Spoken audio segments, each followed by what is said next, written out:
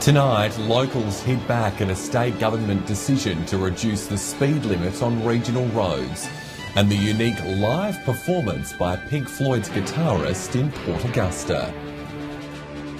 This is Southern Cross News with Fraser Goldsworthy.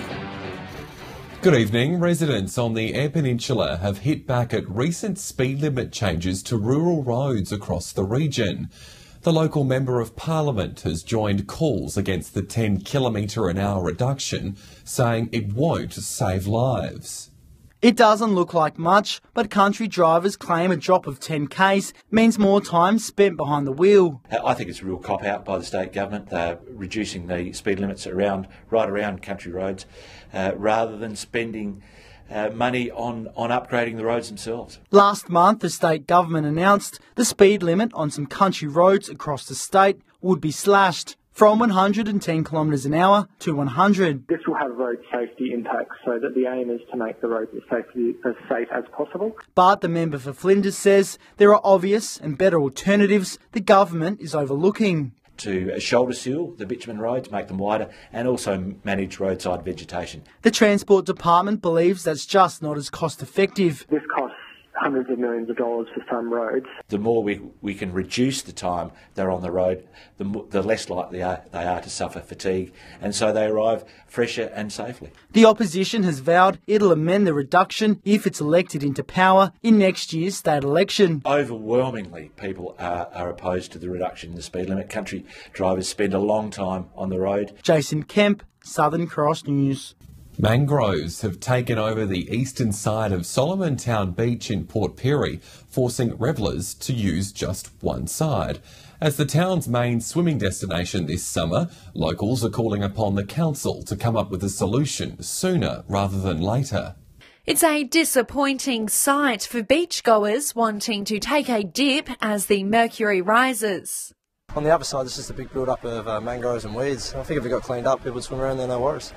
Council has, received concerns from the local swimming group here around the water conditions, or mainly the sedimentation and seagrass. With the redevelopment of the sports precinct, a dip in the public pool is also off the cards this summer, leaving locals with little options to cool down. People here have nowhere to go swimming because the swimming pools are now been dismantled and they have to go to Crystal Brook, but a lot of people don't have the transportation. The local member extremely disappointed at the appearance of the local beach. With the come-see change and the direction of Port Pirie is going, we need to have this as a first class here. Plans to clean up the beach brought forward from 2020 to now. An environmentalist has been called in to work on new preventative measures to ensure the mangroves don't grow out of control again. Things like the seagrass or seaweed harvesting, dredging. Council is reassuring locals Solomon Town Beach is still a safe swimming environment for families this summer. I guess one good thing about the fact there is seagrass here is that it's a healthy marine environment. Rachel Nell, Southern Cross News. Over 100 gigalitres of water will be released from the Menindee Lakes system north of Broken Hill in order to meet downstream demand. It'll be let out over the next month and a half as part of a water sharing program with the Murray-Darling Basin. Sending some help downstream. Releases will start to build up from this coming weekend and stay at that higher level through until about mid-November. Water New South Wales confirmed this week that it would be increasing water releases from the Menindee Lakes to ease the burden on the Murray River. The releases were ordered by the Murray-Darling Basin Authority in accordance with the water sharing basin plan set up in 2012. The water that will be released into the Murray is very valuable for production in the Murray. At the moment, the lake system is holding 602 gigalitres at 34.5% capacity. That means 122 gigalitres are available to be released until the system's 480 gigalitre trigger point is reached. The 480 gigalitre trigger is designed to protect water security for local supplies. So once that level's reached, the water's retained for supply to Broken Hill and to local Lower Darling irrigators and other entitlement holders. Mr Reynolds says the Basin Authority has limited its releases from the lake system to preserve as much water as possible in Lakes Wetherell and Pamamaroo. He says having a greater proportion of water in the system's upper lakes means better water security for local users. releases commence from this Saturday, and they'll ramp up over a few days up to 1,800 megalitres a day. They'll then continue at that rate through until the 480 gigalitre trigger is reached. If it's particularly hot and dry and windy, then losses from the lakes will be a little bit greater, and that trigger point might be reached a little bit earlier. Patrick Reinke, Southern Cross News. With the mercury set to rise over the coming months, vulnerable Australians are being encouraged to sign up for a phone check-up service. Support groups say it's an important option to consider as it has the potential to save lives. The elderly, the ill and isolated are among the most at risk in our society during the region's notorious heat waves. The Minister for Ageing is encouraging them or their families to sign up to the Red Cross's Telecross Ready service, which can call participants up to 3 times a day during the heat. I went to visit the Telecross service last year, and I know we did save someone who was very near near death. We had been talking to over a few days and then hadn't heard, and we went and checked on them. Port Augusta's Uniting Communities is also encouraging their customers to sign up ahead of time. So what we would do is we would give them perhaps the phone number of the Telecross service, which is here in Port Augusta, so that they can do a check on that person to make sure that they're okay, that they're hydrated, they've got to put their air conditioner on, and their general well-being. While some have the option to use air conditioning, soaring power prices often deter users from switching it on. That a lot of people tend not to put their air conditioner on, particularly if, say, for instance, if they leave the home, they'll turn their air conditioner off so that when they get back into their home is hot, and that causes a problem there. Ahead of summer, experts say preparation is key and there's more than one way to keep cool. Perhaps having a fan or even having a cool cloth, a cold water cloth, or a gel put in the freezer and have a gel that they can perhaps put on their neck or on their forehead. For those of you who are living on your own who have a chronic condition, you might be frail or housebound, have an ongoing illness, please make sure you consider registering for this service. For more information, contact the Red Cross. Amelia Simpson, Southern Cross News. Still to come in tonight's news, local beekeepers take out the top prize for their honey at the Royal Adelaide Show.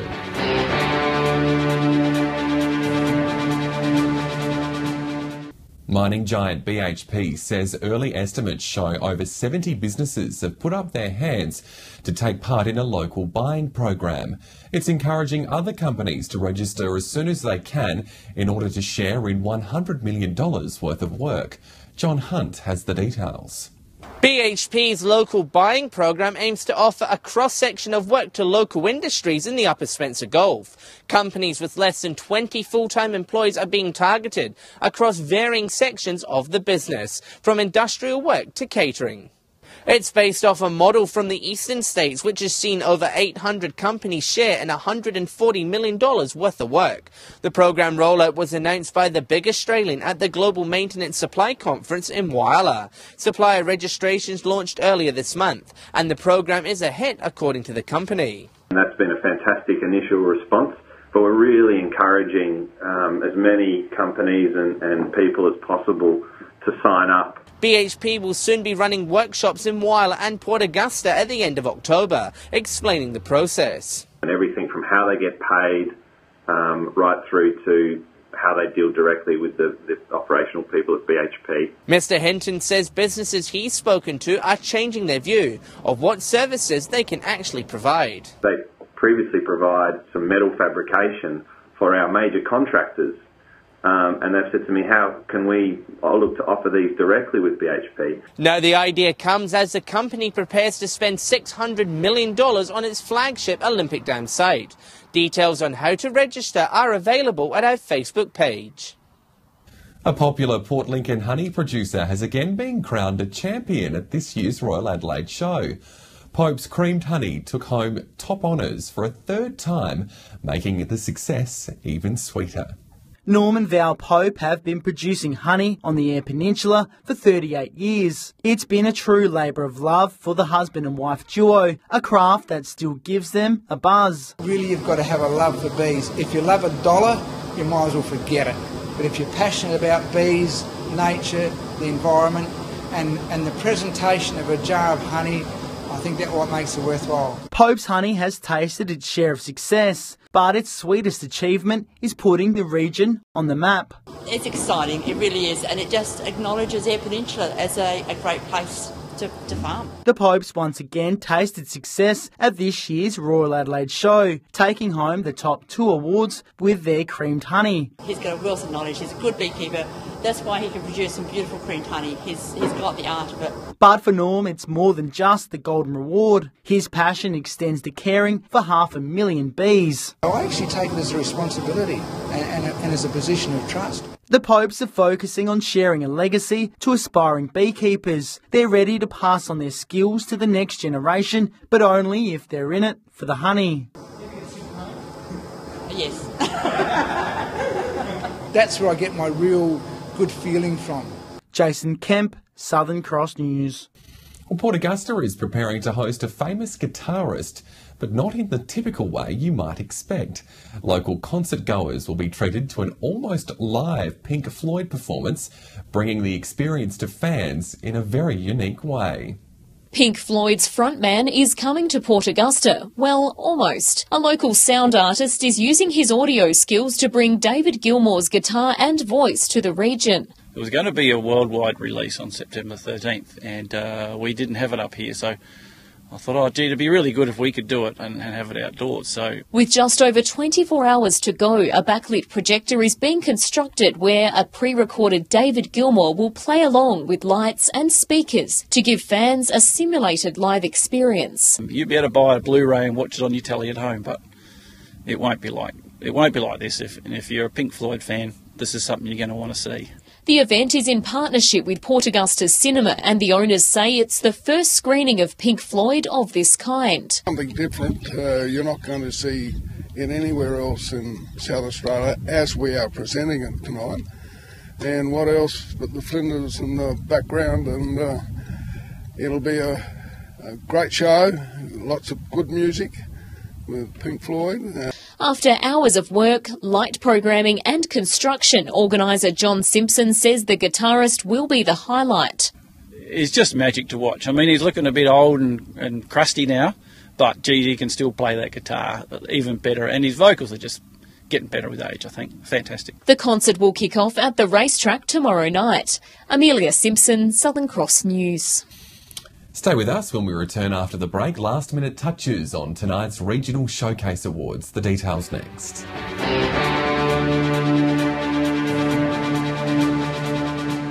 Whyalla is preparing to host the 2017 Regional Showcase Awards, which get underway tonight.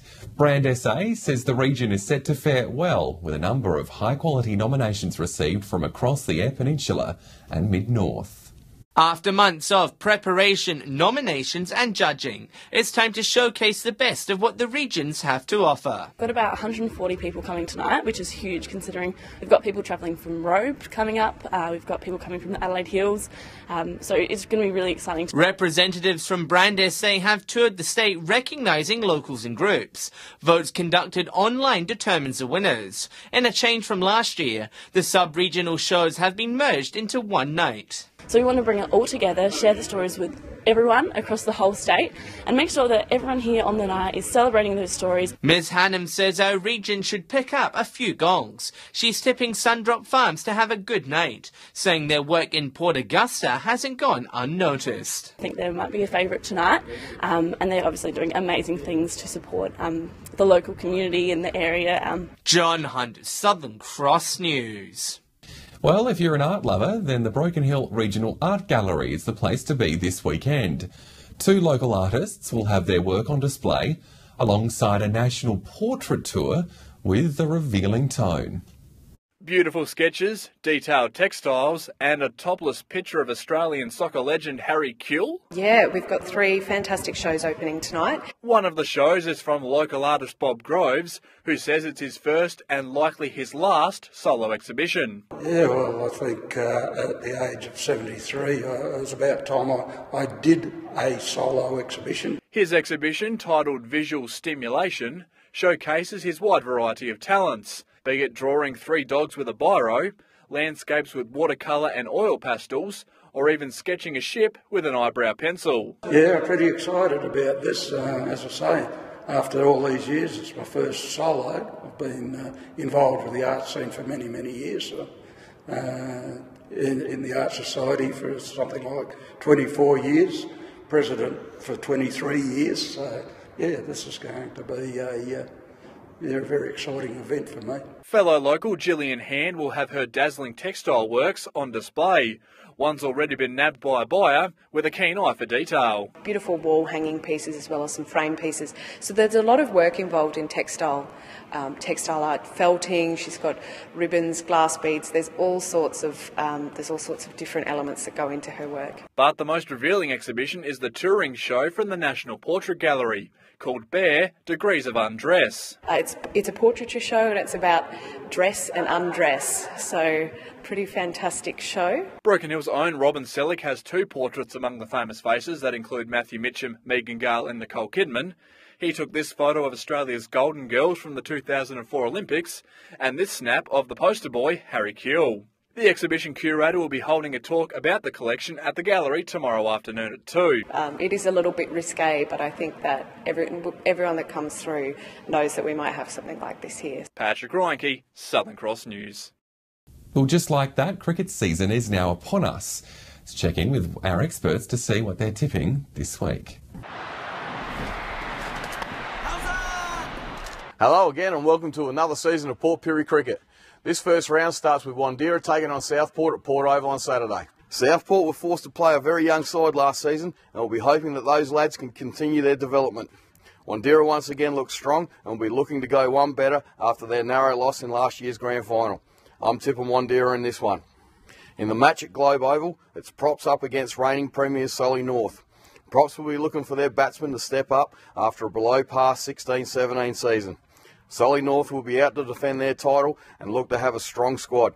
I'm tipping Solly North. Welcome to the Port Lincoln Cricket Tips and the first tips of the year. First game sees Southern Air and Todd River battle it out at Whangaree. It's going to be a great game, this one. This one's going to be played on Saturday. Southern Air should be too strong in this one and I'm going to be tipping Southern Air. The next game sees Charlton and Lincoln South at Ravendale. This game was meant to be on Sunday but is now brought forward to Saturday after Lincoln South's B grades unfortunately forfeited. So in this game I could see Charlton being too strong and they should get the win here. And in the final game is a Sunday match and it's Waybacks versus Tasmans at Paul Oval. Tasmans with a lot of players out, Waybacks with a few as well. Going to tip Waybacks in this match to be too strong. Thanks for listening to the Port Lincoln Cricket Tips. Stay with us after the break, a check of the local weather with Nicole, and it looks like there's some wet weather this weekend.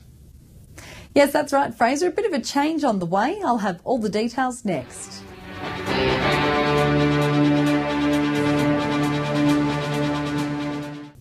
Welcome back to the weather now. The run of fine weather has been broken with showers in most places.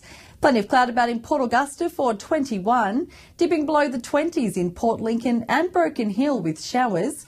A bit warmer in Port Pirie for 22 with mostly clear skies, and a fine day in Adelaide for 20 degrees. To the satellite now, a bit of cloud stretching across South Australia with a deep trough is bringing areas of rain with thunderstorms in the northwest. On the Gulf waters, winds will be west-southwesterly up to 15 knots, seas at around 1 metre, sunrise at 10 to 7, sunset pushing 7:30.